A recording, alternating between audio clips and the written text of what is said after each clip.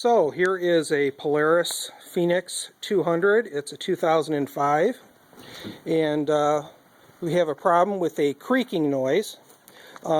It's coming from the back end. I have the vehicle jacked off the ground a little bit, but understand that it makes the same noise if there's weight on the axle. If I take the jack away and just roll the machine back and forth, it'll still make the same noises.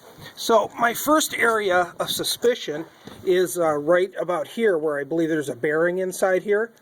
So I'll give you a listen.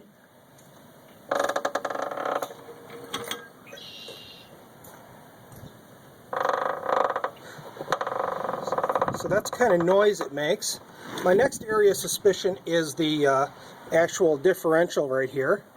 I have checked the fluid, and it does have adequate fluid in it. I've also taken off this sight cap here on top, and the gears look very clean and in good condition. The next area I suspect is over here. It's the drum brake assembly. I've made sure that the adjusters are loose, and there's just the right amount of free play there, so I don't believe that the brakes are binding at all. But again, I haven't taken the drum off yet to know for sure. The last place I suspect is up in here, where there is a black boot covering a CV joint that goes from the transmission to the shaft drive.